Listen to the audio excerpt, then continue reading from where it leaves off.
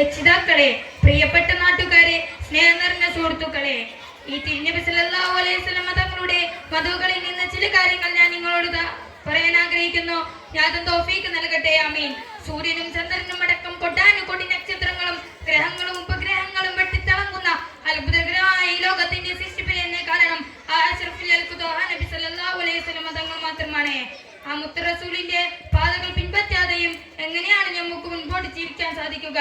കാരണം എന്നെയും എന്റെ മുമ്പിലിരിക്കുന്ന നിങ്ങളെയും ഈ ലോകത്തിന്റെ സർവ്വ ജീവജാലങ്ങളുടെയും സൃഷ്ടിപ്പിന് കാരണം ആ തിരുനബി സല്ലല്ലാഹു അലൈഹി വസല്ലം തങ്ങൾ മാത്രമാണ്.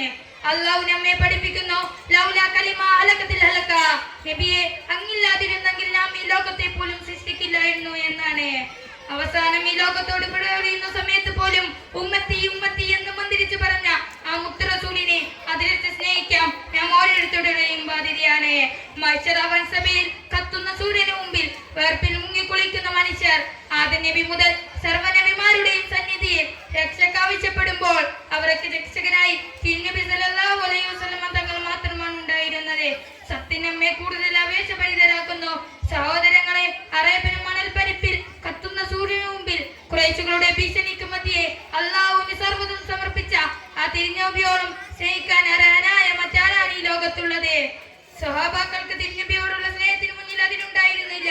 തിരുനബി സല്ലല്ലാഹു അലൈഹി വസല്ലം തങ്ങൾ എന്ത് പറഞ്ഞാലും രണ്ടാമതൊന്നും ചിന്തിക്കാതെ പ്രവർത്തിക്കുന്നതായിരുന്നു അവരുടെ ശൈലി. തിരുനബിയോടുള്ള സ്നേഹത്തിന് മുന്നിൽ ശരീരം കഷ്ണം കഷ്ണമായി മുറിക്കപ്പെട്ടാലും അവർക്ക് പ്രശ്നമുണ്ടായിരുന്നില്ല. ബദർ യുദ്ധം നടക്കുന്ന സമയം അൻസാരികളുടെ നേതാവായ സഅദ് റളിയല്ലാഹു അൻഹു പറഞ്ഞ വാക്കുകൾ തങ്കളികളാൽ ഉല്ലേഖനം ചെയ്യപ്പെട്ടിട്ടുണ്ട്.